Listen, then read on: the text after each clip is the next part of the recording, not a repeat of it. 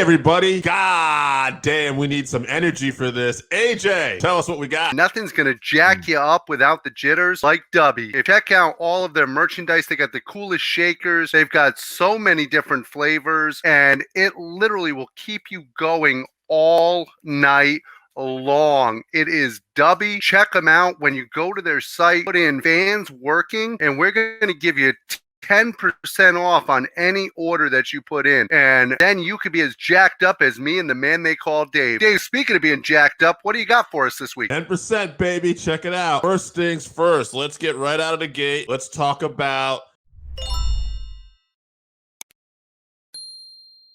Let's talk some of the prelims that are going to be happening while we're waiting for Dave to get back here. A couple injuries, have some fight changes here going on. One is Jack Della Maddalena lost his opponent, and he's ended up getting somebody else to sign on to fight him. So it's going to be Josiah Harrell. I don't know much about him. He's 7-0, fighting the monster and Jack Della Maddalena, who has just been running through people lately. I assume that he's going to continue that run. I assume he's going to knock him out. Probably, I'll say a second round knockout for Jack. But I hope Josiah gets another shot in the UFC because, you know, this is a very tough guy to come in and do your short notice debut against. So hopefully the UFC will take care of him and give him a second shot. Going on from there, another prelim fight we want to talk about. Robbie Lawler versus Nico Price. Robbie Lawler will be making his final walk to the octagon this weekend against tough as nails Nico Price. So if this fight was on the main card, which it should be, it is a sin to not put Robbie Lawler on the main card with all he's done for the UFC. If it was on the main card, I'd say it has chances to be fight of the night. It's going to be very tough to be a prelim fight and get fight of the night with the lineup that this card has. That being said, I do think we're going to get a war here. I think both guys' chins are going to hold up, and we're going to see a classic Robbie Lawler war. You know, I've been going back and forth on who I think is going to win this one, and I think I'm going to pick with my heart, and I'm going to go with Robbie Lawler. Obviously, you know, we love Robbie here at Working Fans. Just a great warrior, great representative of the sport, super nice guy, and just a savage. So Nico Price, super tough guy, you know, pretty good wrestling, good striking, unorthodox striking. He can knock people out, but I don't think he's going to knock out Robbie, even if Robbie's 40 years old. I'm going to go with Robbie by decision in an absolute war for that one. The main event, or the main card here, hopefully Dave will pop back in here soon, but we're going to talk about Bo Nikal versus Val Woodburn. So originally, Bo Nikal was scheduled to face Trajan Gore, who is a guy that I've been following. He's a tough guy, you know, powerful striker, powerful striker, but he had an injury that was undisclosed last time I looked. So that was Monday. He had to pull out of the fight. Today is Tuesday, and they found Val Woodburn. He's 7-0. I don't know too much about him, but I don't think it's really going to matter. I feel bad for the guy, similar to Jack Della Maddalena's opponent, but I think Bo is an even bigger ask to come in and face on your debut. He should be facing top 15 guys at this point, I think, with his skill set. I think he rolls him up inside of the first 2 minutes of the fight if he wants to. Now, there's a possibility that he comes in and his coaches want to see him work, get a little bit more octagon time, maybe face, you know, a few things that he hasn't seen in training against some guys. You know, there's certain things that you can only see when you're actually inside the octagon. So you might see him work on particular striking things, and if a finish presents itself, he goes for it. But if not, he's just going to go for the takedown, and he's going to ground and pound or submit the guy if he's just going in there to destroy, which personally I think would be the best move for him. I think he's at that top 15 level, top 10 level probably, and he should be getting in there as soon as possible. Welcome back. We talked about the Robbie Lawler and Nico Price. We're talking about Bo Nikal and Val Woodburn now. So Bo Nikal, yes, he got a new opponent. Trajan Gore had pulled out. Val Woodburn, 7-0 fighter. Wow. I was just talking about how I don't know too much about him, but I assume he's going to get rolled up inside the first 2 minutes.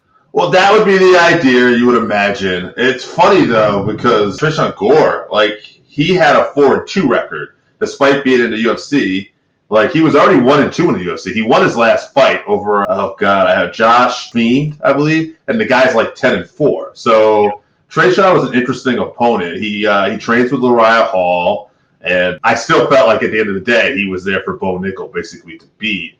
I imagine this guy will be as well. But whenever I see 7-0, 8-0, when we start getting more fights versus somebody, I am interested. Like, I do see, like, okay, well, it's another test for Bo. This guy trains with Chris Curtis and Sean Strickland, I believe. Which, great training partners, because we know one thing about those guys. They are mentally tough, and they don't get intimidated. So, yeah. But, yeah, I'll go with you. Bo Nikal, round 1, submission is what I'll say. You want to give Robbie Lawler his flowers since you missed out on that? I'd love to, but I actually don't know if I can pick him over Nico. I feel like Nico is a tough matchup for him on the way out. I think it'll be a fun fight, maybe even fight of the night. But I'm going to go with Nico. I say Nico will get it done, maybe by decision, because Lawler's going to be so heavily motivated just to hang in there and fight hard. Jalin Turner versus Dan Hooker. All right, Hooker's 22-12. He's got 11 KOs, 7 subs, 4 decisions. He's 2-2 in his last 4 fights, but don't be fooled. Like, this guy has fought everybody from Poirier to Michael Chandler, you name it. He's fought all the tough opponents. Jalin Turner, 13-6, 9 KOs, 4 subs, and he's won 5 out of his last 6. Turner is a tough matchup. I feel bad for Hooker because I felt like he had a string of bad luck there for a little while. I don't know.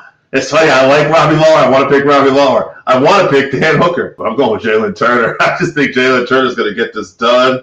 I love his power. I love the way he fights. I say this could go either way. All right. I don't even know if Hooker's maybe the odds-on favorite. But I'm gonna say Dan. Dan gets TKO'd round 3. Yeah, the UFC is not doing Dan any favors. This is another tough matchup for him. I'm a big fan of both guys, really, but I feel like Hooker really needs to win more. I don't see him getting it here, unfortunately. Jalin, very powerful, has great fast twitch muscle, and he's also very good at using his reach and length. I think we're gonna see basically a kickboxing match here, and I think that Jalin outpoints him. Yeah. Dan's too tough to get knocked out. I just think Jalen's just a great athlete, like you said, too. Yeah. Happy 4th, too, to Randy Oscar in the comments. Yeah, shout out Randy Oscar. Should be a fun fight card indeed. Robert Whitaker versus Dricus Du Plessis. Du Plessis, 19-2, 8 KOs, 10 subs, 1 decision. 5-0 in the UFC, 4 finishes. Whitaker, what can you say about this guy? 24-6, 9 KOs, 5 subs, 10 decisions. Former middleweight champion, former Australian Ultimate Fighter winner. Whitaker is the best middleweight, not Israel Adesanya. I know the UFC probably wants Du Plessis to win this because there'll be a fresh opponent. To a point, as much as I love Whitaker, I kind of want that because we've seen this so many times. It ain't going to happen. I just don't see it. I'm not saying we can't get it done. But until I see it, I'm not going to believe it because I've seen Whitaker just beat everybody not named Israel Adesanya. So I'm going to pick Robert Whitaker by decision. Yeah, I'm with you. I'm a big Bobby Knuckles fan. Yes. Dricus would be the better story to help out Izzy as far as the storyline, but I just don't see him beating Bobby Knuckles. I think Robert avoids the big shots in the first round, then puts it on Dricus. He gets him out of there in the second round any way he wants, but I'll say TKO. Co-main event, Brandon Moreno versus Alexandre Pantoja. Man, Brandon Moreno, like we talk about who people we like to fight, who we're partial to. I'm starting to really think Brandon Moreno might be my favorite fighter, personally. He's got to be the nicest guy in the UFC. So nice and such a fighting spirit. When you think of fighting spirit like that, heart, like someone who keeps coming, like I think Brandon Moreno all day. So, but his opponent has 2 wins over him, one on the Ultimate Fighter and one in the actual like UFC fights because Ultimate Fighters are exhibitions. In 2018, though, was that second loss. So it was a while ago. It was, yeah. 25-5, 8 KOs, 10 subs, 7 decisions, 2 wins over the champ. So you got to think this is a dangerous opponent. Brandon Moreno, 21-6-2, 5 KOs, 11 subs, 5 decisions. UFC Flyweight Champion twice, first ever Mexican UFC champion. Credulity, whatever you want to call it, with Davidson Figueiredo. Amazing. And Brandon Moreno just really showed up every time. Even the time he lost and it was a draw, like we just kept seeing this monumental improvement. Now, I watched UFC 290 Countdown Special and the trainers and the coaches for Pantoja, everybody kept saying what a big deal to make out of Brandon Moreno, improving. He said, so what? So has Pantoja. I want to say I believe that. I do. But I don't necessarily believe it, again, until I see it, that it's the same improvement that Brandon Moreno has made. Because Pantoja's fought Davidson Figueiredo before, too, and it did not go as well for him. So, obviously, MMA math, you can't really count on that. But I just got to go Brandon Moreno here. I think it'll be a good fight. I think it's going to go to the later rounds, 4 or 5. I'll go 4. And I'll say Moreno gets him out of there with a rear naked choke. Yeah, again, we're on a similar wavelengths here. I love Moreno, and he's proven that he can rise to an occasion and overcome adversity. And he needs to come with that elite mentality because Pantoja does seem to have his number.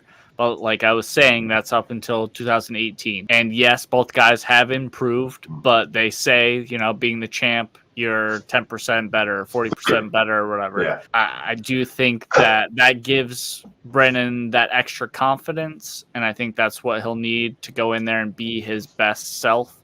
And I think that Pantoja maybe thinks that this win is already in the bag, and that's going to go against him as well. So I'm rooting for Brandon, and I think he's going to get a decision win. And I think fairly dominant way too. I think he really makes a statement with this. Main event, Alexander Volkanovski versus Yair Rodriguez. Will we have 2 Mexican champions by the end of this card? Okay, let's get into this first. Yair Rodriguez, 15-3-1, 5 KOs, 4 subs, 6 decisions. He's the interim featherweight champion. He was a Latin American Ultimate Fighter winner. He's had Fight of the Night 5 times. He's had Performance of the Night 4 times. He's tied with Swanson and Holloway for most fight bonuses in UFC Featherweight division.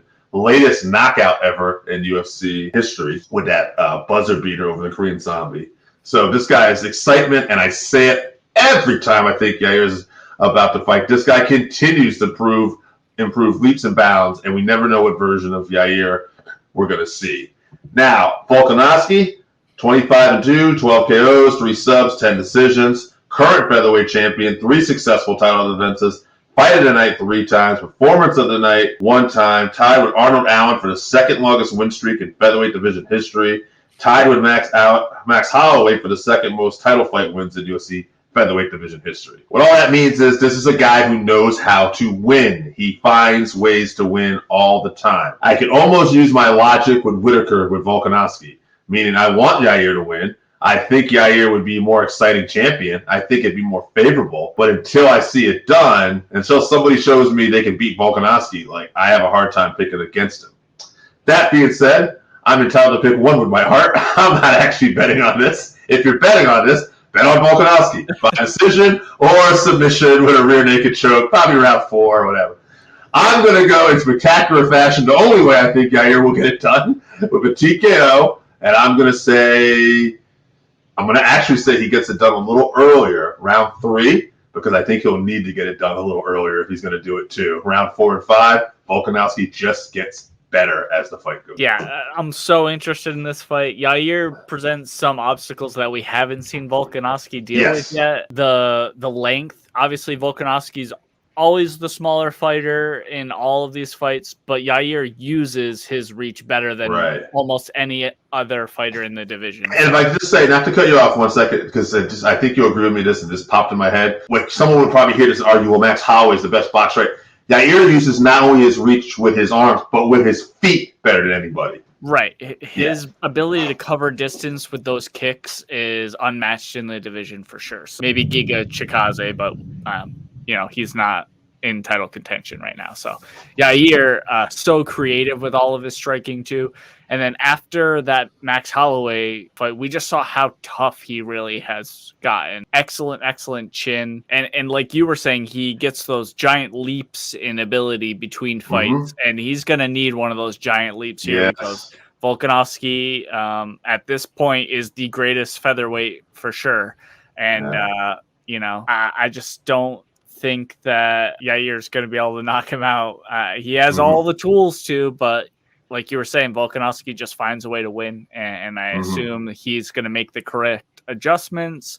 But Yair's chin holds up Volkanovski by decision. I think it'll be a close fight, though. Yeah. I think there's going to be a lot of adversity both guys are going to go through. Both guys are going to maybe get rocked or put in dangerous situations on the ground or whatever. I think Volkanovski his fight IQ is higher, and I think he gets it done.